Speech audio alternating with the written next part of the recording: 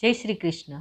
સનાતન સત્સંગમાં આપનું હાર્દિક સ્વાગત. દર્શક મિત્રો, આજે આપણે મહાશિવરાત્રિના વ્રતની કથા જાણશું. મહાશિવરાત્રિનું વ્રત કરવાથી સર્વ પાપમાંથી મુક્તિ મળે છે અને શિવલોક ધામની પ્રાપ્તિ થાય છે. આ વ્રત મહાવદ ચૌદસના દિવસે લેવામાં આવે છે. તારીખ 26/2/2025 બુધવારના રોજ ચૌદસ છે. આ દિવસે ભાવિક ભક્તો ફળાહાર કે ઉપવાસ કરી ભગવાન શંકરની બિલીપત્ર વડે પૂજા કરે છે અને રાત્રે જાગરણ કરે છે.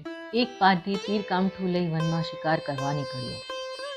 એ દિવસ મહાશિવરાત્રિનો હતો, અર્થાત મહાવદ ચૌદસનો હતો.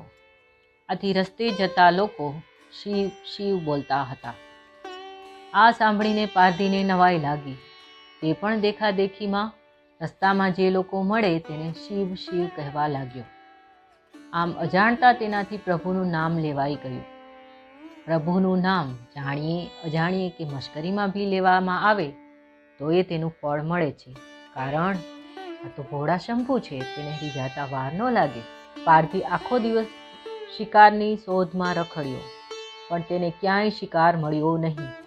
સાંજ પડી ત્યારે તે એક સરોવરના કિનારે આવી પહોંચ્યો અને ત્યાં બીલીના ઝાડ પર ચડી શિકારની રાહ જોવા લાગ્યો.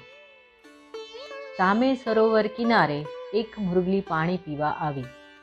આથી પારધી બાણ મારવા ઝાડ પર આઘો પાછો થયો. એના પરિણામે ઝાડ પરથી કેટલાક બીલીપત્રો ખરીને નીચે માટીથી ઢંકાયેલા શિવલિંગ પર પડ્યા. પાંદડા પડવાના અવાજથી મૃગલી ચમકી ગઈ. તેણે ઊંચે જોયું તો પારધી બાણ તાકીને બેઠો હતો.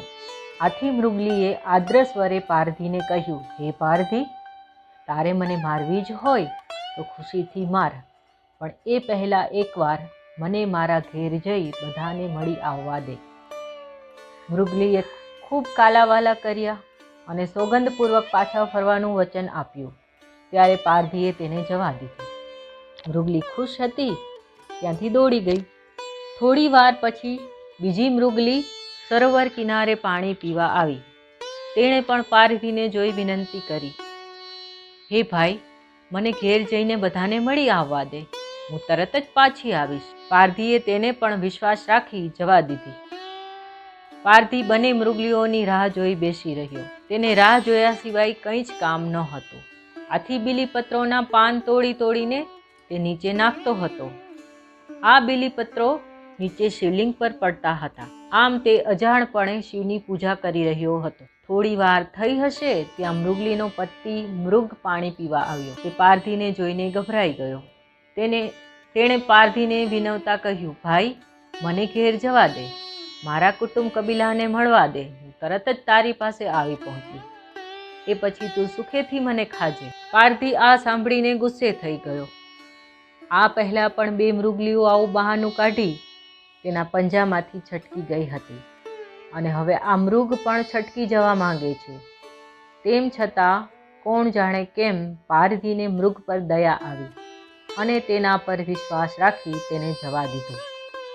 મોડી રાત્રે મૃગલીઓ અને તેના બચ્ચા આવી પહોંચ્યા અને કહેવા લાગ્યા, હે પારધી, જો આ અમે અમારા વચન પ્રમાણે આવી પહોંચ્યા છે, હવે તું અમને મારી નાખ.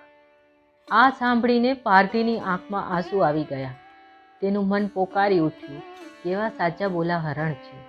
તેમની સચ્ચાઈ જોઈને પારધીએ તેમને મારવાનો વિચાર માંડી વાળ્યો અને એ જ વખતે તેણે પ્રતિજ્ઞા કરી, હું આજથી કોઈ પણ મૂંગા પ્રાણીની હત્યા નહીં કરું.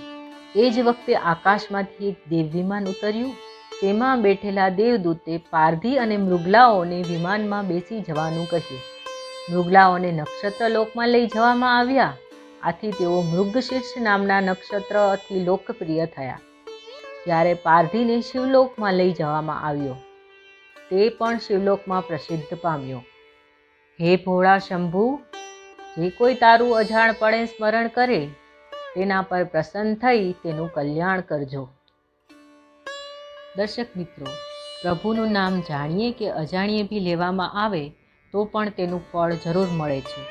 માટે જો તમને વિડીયો પસંદ આવ્યો હોય તો કમેન્ટમાં ઓમ નમઃ શિવાય લખશો. વિડીયોને લાઈક કરો, શેર કરો અને ચેનલને સબસ્ક્રાઈબ કરો અને સાથે સાથે બેલ આઇકન બી દબાવશો, જેથી ભવિષ્યમાં આવતા વિડીયોની નોટિફિકેશન મળી રહે.